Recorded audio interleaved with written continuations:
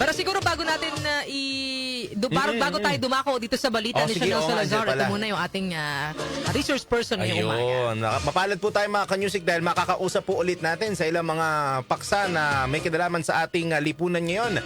Ang ating kaibigan sa himpilan na political analyst at constitutionalist. Nasa Zoom po natin si Attorney Egon Cayosa. Attorney Cayosa, magandang umaga po ulit. Good morning, Attorney Egon. Good morning. Magandang umaga sa ating mga kababayan. Ayun, attorney. So, ilang araw Recording na in ang progress. nakalipas sa ating nagaganap na impeachment trial ngayon. For sure, yung iba, attorney, hindi confident sa issue ng confidential funds. Gusto din po namin sana muna sumangguni at pag-usapan ito para may clarity tayo doon sa Article 1 laban kay VP Sara na may kinalaman niya po doon sa misuse ng confidential at intelligence funds. Ano po ba, attorney, yung pinagkaiba nung misuse nito o yung pinagkaiba ng confidential pala at saka ng intelligence funds? Well, halos pareho yan, pero yung intelligence fund, strictly, it is for intelligence gathering, intelligence activities, no, information gathering.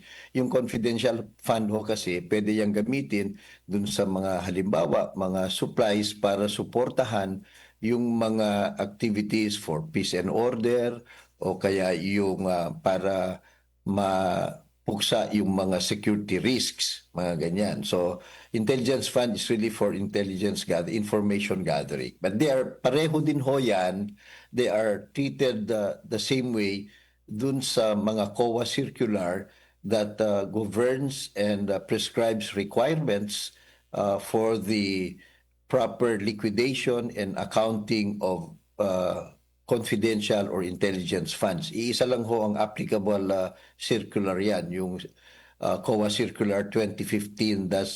Ito ho yung pinaka-latest na circular. At pare-pareho din ho yan na public funds. And under the Constitution, lahat ho ng public funds, whether confidential, intelligence, or any other fund, it is always subject to audit. May accountability pa rin yung mga taong gumagamit nito. Apo, pinakasaad din po ba sa batas, Attorney Egon, kung sino-sino lamang or ano-anong mga ahensya yung po pwede lang magkaroon ng confidential at intelligence fund? Kasi may mga nagsasabi na yung DepEd nga dapat hindi naman nabibigyan ng confidential funds. Ano po ba yung mga ahensya ng gobyerno yung dapat lamang magkaroon ng confidential at intelligence funds?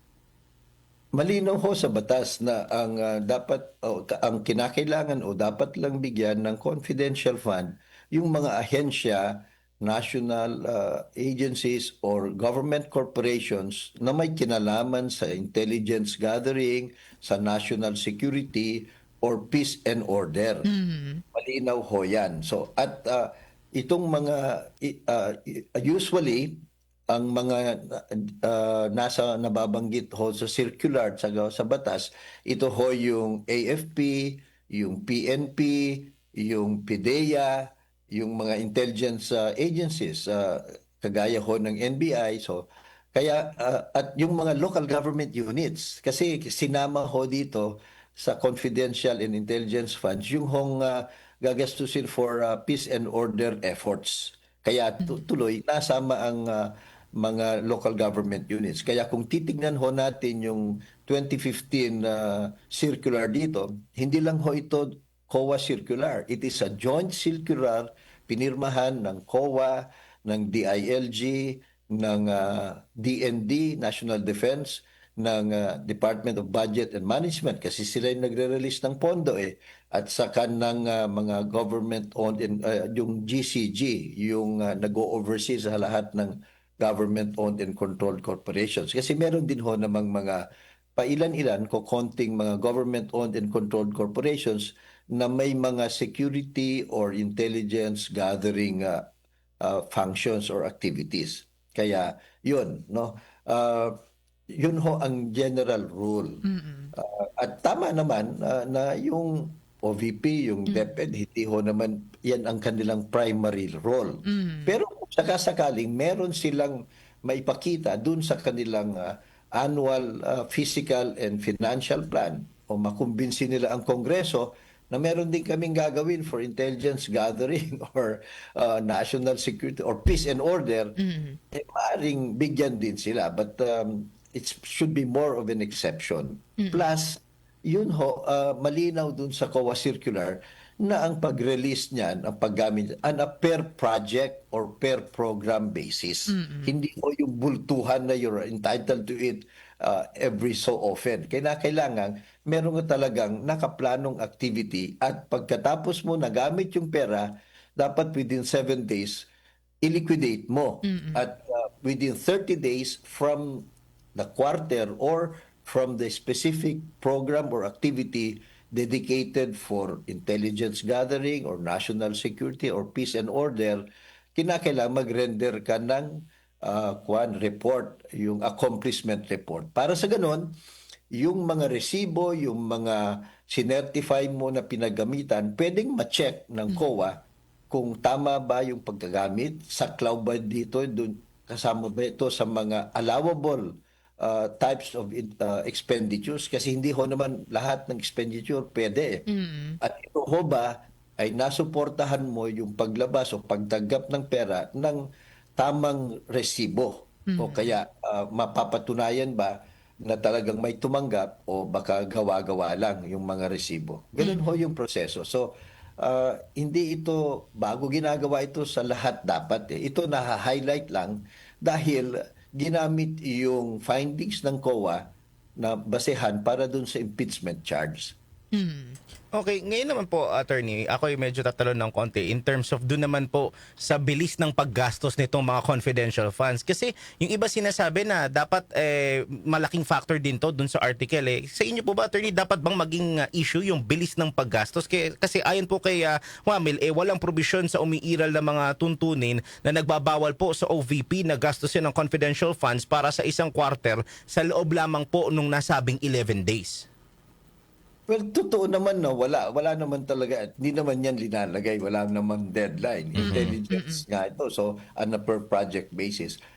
Pero yung very interesting ho kasi yung last quarter naglabas ng 125 million ata. Titignan nila dun sa annual financial and physical plan ng DepEd o OVP, kung sino man binigyan nito at gumamit in 11 days, nandun ba yung plano? So titingnan nila, kung wala dun, paano mo ginamit at ba't mo ginamit, di ba?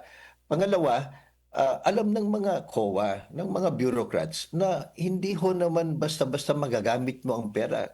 Karamihan nga ho ng mga agencies, kung minsan, maraming hindi nagagamit na pera within 1 year. Ito pa 11 days. Kumbaga yung carrying capacity ng isang ahensya, alam na ng COA yan. So, naintindihan natin na nagdududa sila, how can you possibly spend that much in 11 days? Di ba? Kaya tuloy anong ginawa nila? Pinalabas nila o sinasabi nila, mga safe houses ito. Ang lalaki ng renta. O doon ngayon, walang problema. O tignan natin, ano ho ba ginawa sa safe houses na yan? Ano ho ba resulta? Kasi dapat meron kang accomplishment report. So ano nangyari? Diba? Pangalawa, pwede ho kasing tanungin ng COA, nasaan ba yung mga safe houses na yan? So kailangan, of course, ang confidential, ibig sabihin, hindi natin pwedeng i-discuss dito sa programa ninyo o kaya ibigay. Pero there are mga officials of government who can also keep the confidence at kinakailangan, halimbawa, dito, ino-audit ka. Hindi pwedeng sabihin, ay secret. Ino-audit ka nga Opo. So, kailangan sabihin mo, you don't need to tell everyone in COA. Kaya nga po yung unit na yan, yung Intelligence and Confidential Fund Audit Unit noon, ngayon office na, directly under the chairman ng COA yan. So, pwedeng ko konti lang ang makakalam. Ay, hindi naman mako-compromise yung security interest ng bansa kung sakasakali. So, yun ho yun So, hindi ho kasi nila na explain, hindi nila nabigyan ng supporting facts and documents, kaya tuloy na disallow at pinapabalik na nga ng COA yung pera sa opisina ng Vice President sa DepEd. Attorney, yung ano naman po, no, doon naman po sa usapin ng 82 million pesos na nagastos po para sa medical at food assistance sa loob ng 2 quarter at yung 10 million bawat quarter para po sa travel incentives at bukod pa sa reward payments na 12 million pesos at 35 million pesos sa OBP sa magkakaibang quarter. Ang ano po inyong masasabi dito, Attorney, no? Kasi ito po ay ginamit daw po, no, dahil ng OPP at DepEd. Ibig po sabihin pa, the end does not justify the means po ba? Kasi kahit walang submitted documents, nagamit naman po doon sa pagbibigay po ng medical at food assistance. Well, yun ang sinasabi ng OVP at DepEd.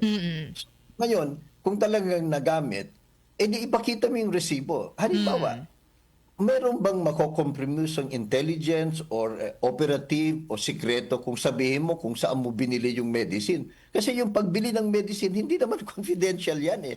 Yung medicine by itself o pagkain or transportation is not confidential. It's not one. Kasi nga, you can buy that. Yung paggamit, sino ang gumamit, pwede. Pero bakit walang resibo yung mga yan? Hindi ho naman to one of a kind eh. Di ba? Yung, you can buy medicine wherever. Ang pwede mong gawing confidential, kanino mo ba binigay? Sa spy mo ba yan? O sa rebelde ba? Sa terorista ba? Para tumahimik sila? That one is, but dapat may resibo pa rin. Di ho ba? At yung kanino mo ginamit, pwede mo namang sabihin sa COA in confidence eh. COA chairman na yan. So, hindi ho nila nagawa yan eh. Halimbawa, dito sa Senado, dahil nasasakdal na sila, pwede ho naman na sige, in executive session, di sabihin nyo sa mga senador kung sino-sino mga yan at pwede silang tanungin. Kasi yun ho ang pwede nilang gawin. Hindi natin alam kung kaya nilang gawin o kaya gagawin nila. Kasi kung gagawin nila yan, isa-subject din ng clarificatory question or cross-examination questions yung mga taong yan, di ba? O yung mga pinagbilhan. At madaling matrace eh. Yan ba, pag resibo, halimbawa, nagbayad ba siya ng tax at ano bang klaseng tindahan ito? Makatotohanan ba na meron siyang ganyang kalaking supply sa mga panahon na. So, lahat ng mga detalye pwedeng usasahin. But ang punto yung nabigyan na ho yung dalawang opisina yan. Binigyan na ho yan ng COA ng paulit-ulit na pagkakataon na mag-explain sa lahat ng mga levels ng chances na mukhang hindi nila nagawa eh. Opo. Kaya nga pumantong sa desisyon ng COA since at various levels, sa AOM level, dun sa notice of suspension level, hindi nyo pa rin nagawa. Siyempre, dinis-allow ng COA at pinapabalik. Kasi nga, sa batas, malinaw ho yan sa jurisprudence at saka sa circular na ito mismo na kung yung isang accountable officer, public official, gumamit ng public fund at hindi niya ma-liquidate ito ng maayos o tama o mali ang pinaggamitan, there is prima facie evidence na ginamit mo yan para sa sarili mo. Ganun ho kasi sa COA circular at meron ng nauna pang mga desisyon ang Supreme Court. 1994, yung kaso ni Mayor Datu Tanggote ng Lanao del Norte. 1999, yung kaso ni Mayor Martinez ng Caloocan. Similar ho. Gumamit din sila ng pondo, hindi nila ma-liquidate ng maayos, kinasuhan sila ng graft and corruption, malversation. Ang depensa nila, hindi nyo naman na ipapakita na binulsa ko yan eh, napunta sa akin. Ang sabi ho ng Supreme Court, pag hindi ka nakapag-liquidate, nakapag-account ng pera ng bayan na ginamit mo na hindi mo, you cannot comply with the accounting requirements o liquidation requirements, ang presumption of law, kinuha mo yan, kinupit mo, ninakaw mo. Ganun po kasi ang batas eh.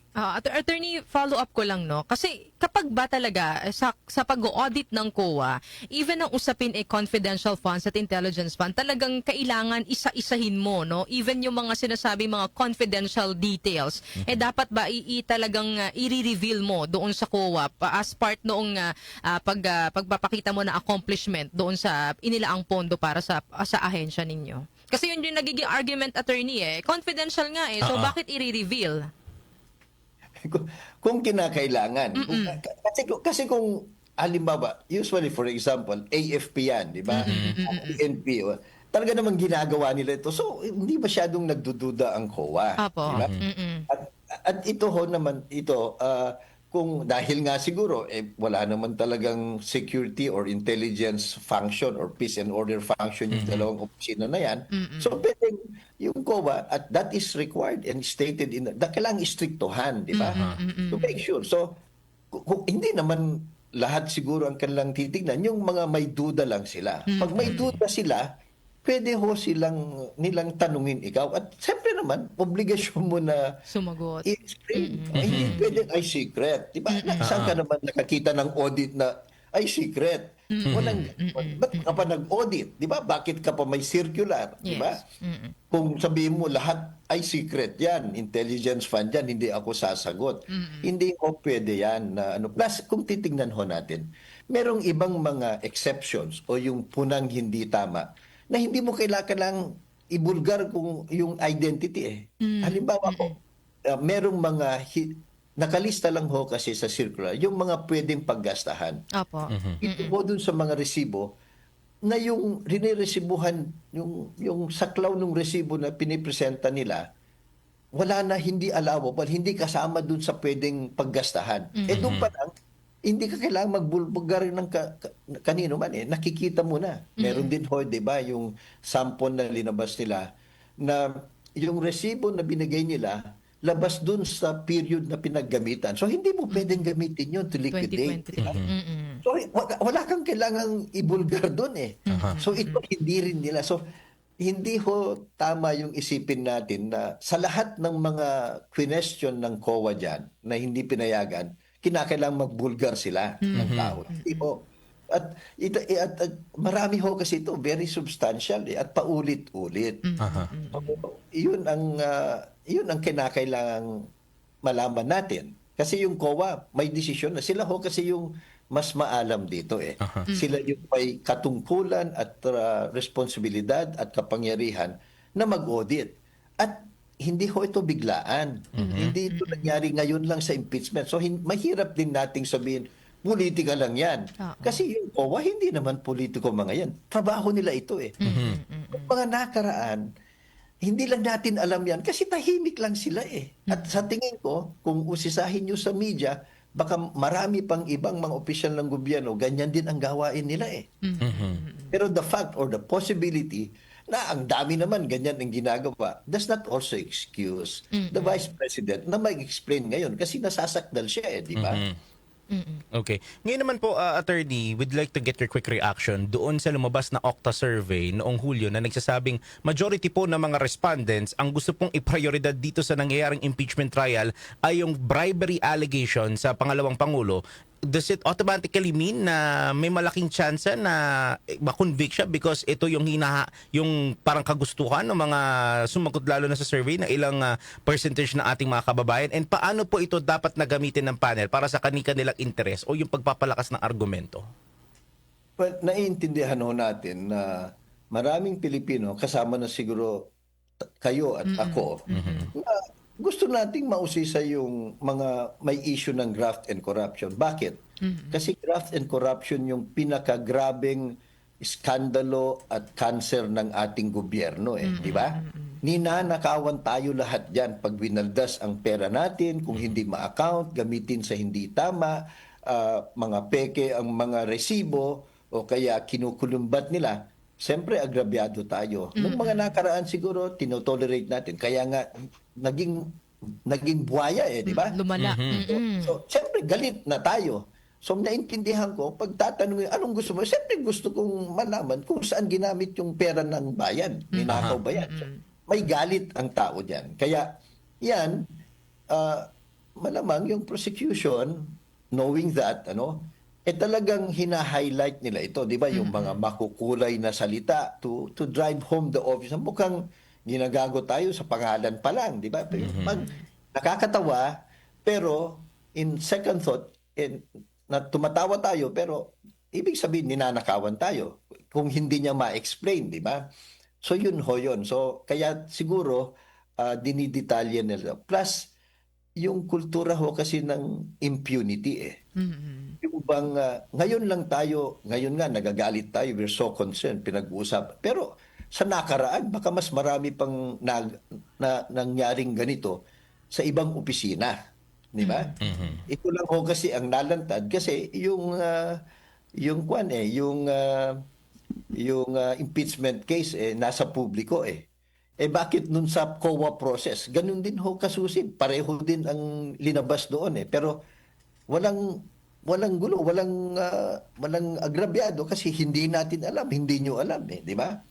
Pero kung titignan mo yung report ng COA, matagal na ho itong nangyayari at matagal na nilang pinupuna ito. Attorney, maraming salamat po sa pagsama po sa amin ngayong umaga po ng Wednesday. Siguro bago na lang po namin kayo bitawan, baka mayroon pa po kayong mga pahabol na mensahe sa ating po mga taga-subaybay at sa publiko. Well, maraming salamat sa inyo sa media, ang professional media na sinusubaybayan niya ito sa ating mga kababayan. Subaybayan din ho natin, we should be vigilant.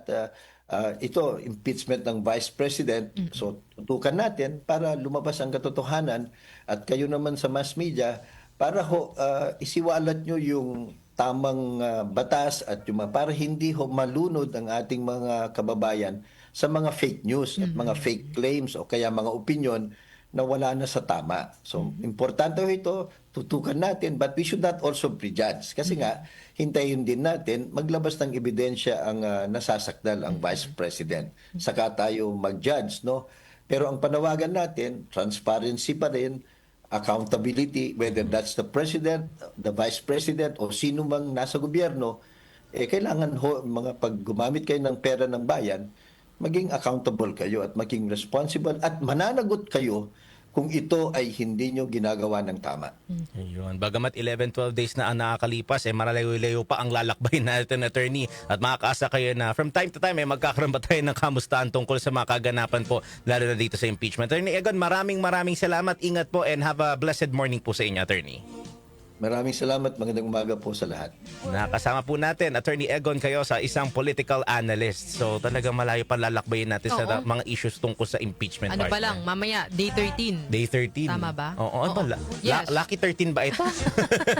So, Di ba? alamin na, abangan natin kung magkakaroon na naman ba ng panibagong testigo or tuloy-tuloy pa rin tayo dito sa kay Wamil, kay dating state auditor ng COA na si Roderick Wamil. Kung siya pa rin yung sasalang sa witness sa stand. witness stand.